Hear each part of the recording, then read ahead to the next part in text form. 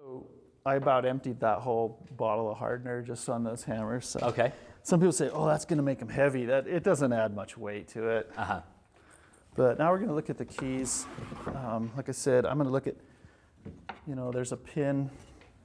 Let's see here. You've got a good angle from that side, right? Yeah. Just the key construction. I think that's worth taking a close look at it while we're here. Yeah, let's do it. So we've got these pins. This is the front. The action, we call it in 3 rails. We've got the front rail here that runs underneath the balance rail that the key balances and pivots on, and the back rail that the back of the key rests on. Okay. Now the key pins fit inside a mortise, which has got a woven cloth glued in there. The cloth it controls that fit. It allows you to kind of size it differently. Sure. Whether you want, a tighter or a looser fit. And then we also have pins here that go through a hole. That hole needs to be nice and tight, but free enough that everything feels good as you're playing. Yeah, I've actually noticed a huge difference as Hyrum and then Russell, another technician who actually sold us our piano. When they've eased those off, sometimes they get a little too tight, and it's like, man, this key feels so heavy. It's because it's fighting against that, and then they kind of loosen that up or lube it up. How would you do that, by the way? I'll pull out right now, because I'll pull my tool out that I use. It depends on what area you're easing. There's 3 points of friction here. Okay. Usually when a piano feels weird or gross, it's because there's some kind of excess friction. Sure. And so on the key, we've got a few points. We've got the front rail here. We've got the hole on the bottom that could have some friction. And we also have this mortise right here with bushing cloth on it. Okay.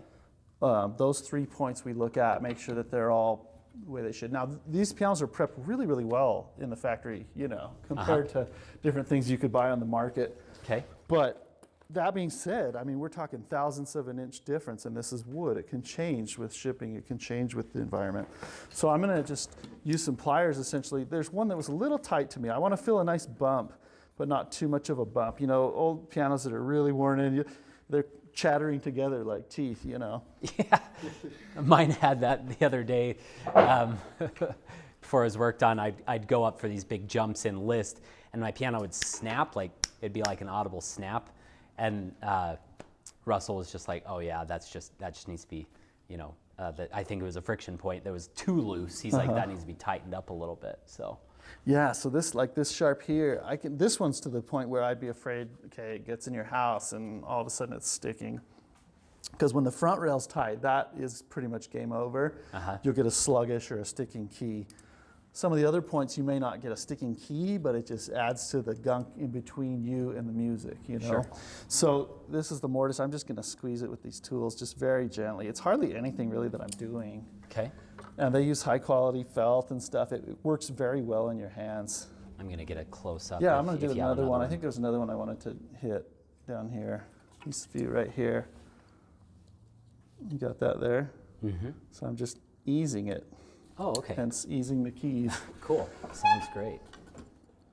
Oh, you also might, of interest, the leading that's in the keys. That was a big issue on your piano that we were looking at, right? Yeah.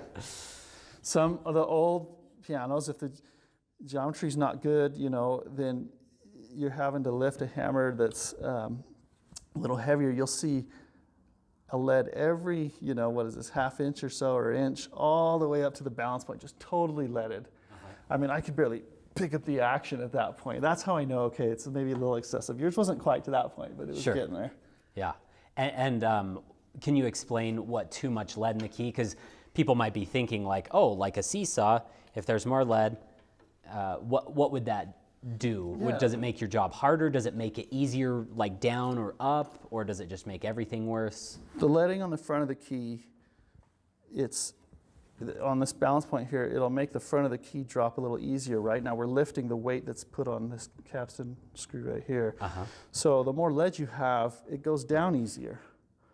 But you have a lot of lead in there, it also wants to stay down. It doesn't want to return as fast if you get too much. I see. So we go for optimal control where it feels, fast and responsive, but not so much lead that either you won't return and you won't have as fast repetition, or the other issue is if you get a lot of lead in that key, picture swinging a wood baseball bat versus a lead baseball bat. Yeah. you know.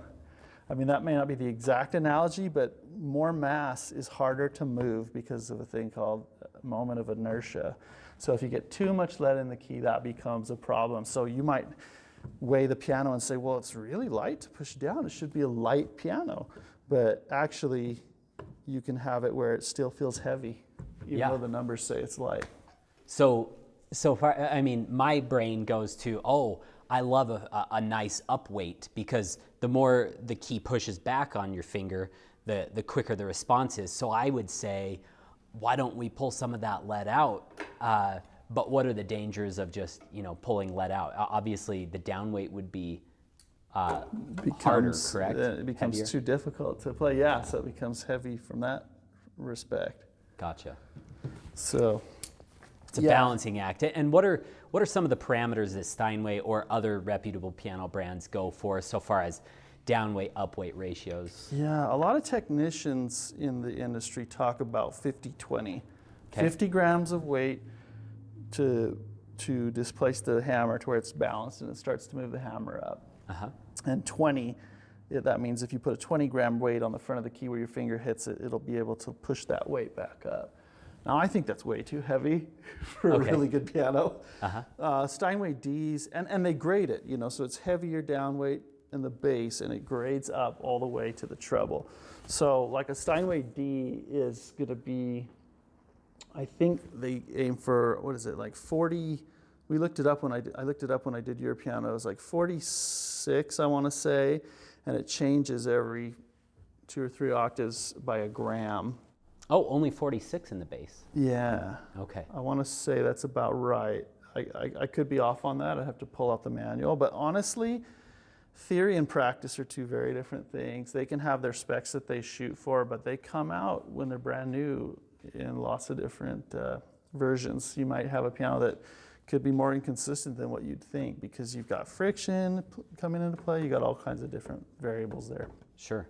One of the reasons we needed Hyrum to redo this is we had like 60 grams down weight on ours, but really high up weight too. It was like 35 grams, I think, which is, it just was a lot of work both directions.